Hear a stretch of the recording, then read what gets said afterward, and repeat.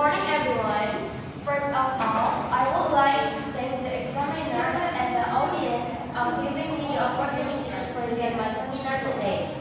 My name is Zahrawiyyah, and today I will present my research entitled Exploring Innovative Pedagogical Approaches, Primary School ERP and All Teachers' Utilization of Teaching Strategies.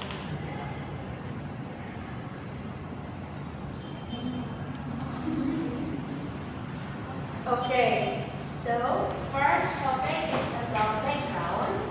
In this study, English as a foreign language or EFL plays a very important role in students' academic success, especially at the primary school level. At this stage, students are still developing their basic language skills, so the teaching approach used by the teacher becomes very crucial. In order to improve learning effectiveness, teachers are expected to use innovative teaching strategies that can engage students actively in the learning process. However, in reality, many teachers still rely on traditional teaching methods, such as lecturing, where the teacher dominates the classroom and students only listen. This situation creates a gap between modern pedagogical stories, which emphasize student-centered learning, and what actually happens in real classroom practice.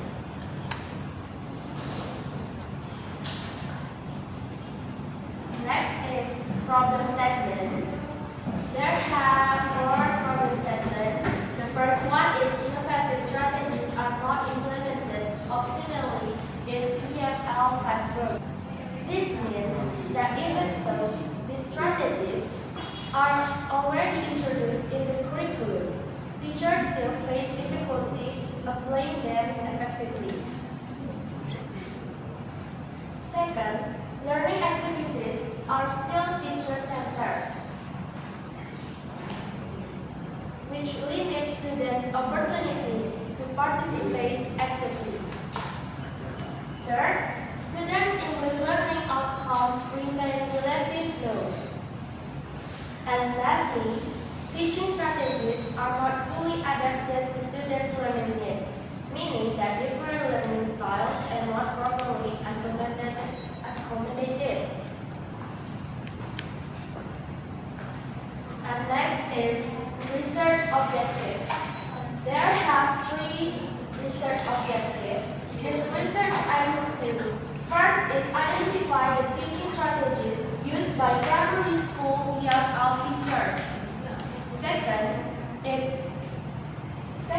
analyze the compatibility of these strategies with modern pedagogical approaches.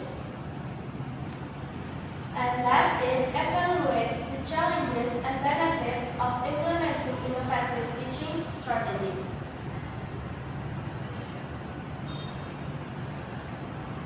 Next is significance of study. This study is important for several reasons. First, it provides insight into actual EYL teaching practice in primary schools. Second, it contributes to the development of more effective curriculum design. Third, it supports the improvement of teachers' professional competence. And finally, it offers recommendations for educational policy and classroom practice.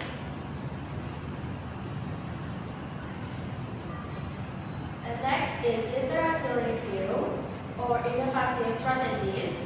In this study, strategies include 5. The first one is cooperative learning. Second, task-based learning. Third, project-based learning. Fourth, problem solving and critical thinking. And lastly, technology integration in language teaching. Next is examples of strategies. There are several examples of how these strategies can be applied in the classroom. For example, role play can improve students' speaking skills. In this activity, students can act as different characters, such as a doctor, a doctor, or a shopkeeper, so they can practice real-life communication in English. Another example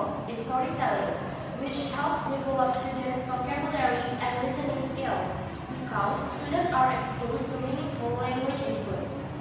Games are also very effective because they increase student engagement and make learning more enjoyable. In addition, group discussion helps students develop critical thinking skills and encourage them to express their opinions. Finally, audiovisual media such as videos and pictures support multisensory learning, which makes it easier for students to understand the material.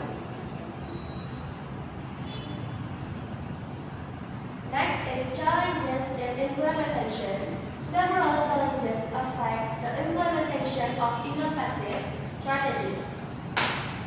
The first, there is a lack of teacher training, so not all teachers are familiar with innovative teaching methods. Second, large classroom size make it difficult to manage interactive activities effectively. Third, limited teaching resources such as lack of technology or learning materials also become a major obstacle. And lastly, rigid curriculum structures sometimes limit teacher flexibility in applying new strategies. Next is research methodology. The first one is this study uses a mixed method approach, which combines both quantitative and qualitative data. The second, the research was conducted in 10 primary schools involving 60 EFL teachers as participants.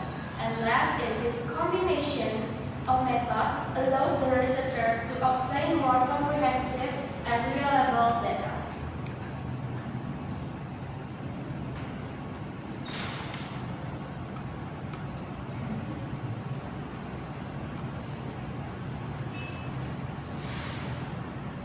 Next is data collection. The data were collected through classroom observations, questionnaires, document analysis, for example, like lesson plans and teaching materials. Next is data analysis. For data analysis, quantitative data were analyzed using percentages and frequencies to identify general patterns. Meanwhile, qualitative data were analyzed using thematic and content analyzed to explore detailed meanings. In addition, data triangulation was used to ensure the validity and reliability of the findings. And next is for the findings or key results. The findings show that most teachers still rely on traditional teaching methods. For example, the lecture method is used by about 70% of teachers, and the question and answer method is used by around 63%. This indicates that teacher-centered learning is still dominant in many classrooms. On the other hand, innovative strategies such as test-based learning, project-based learning, and technology integration are used less frequently. This shows that there is still a gap between what is expected in modern education and what actually happens in practice. And next is mind problem identified. Several major problems were identified. There are four. First, there is a lack of technology integration in teaching. Second, there is limited variety in teaching strategies, meaning teachers tend to use the same methods repeatedly. Third, their learning process is still not student-centered. And lastly, there is misalignment between teaching practice and modern curriculum approaches. And next is the conclusion. In conclusion, innovative teaching strategies are not yet effectively implemented in primary school in EFL classroom. Teaching practice are still dominated by traditional approaches.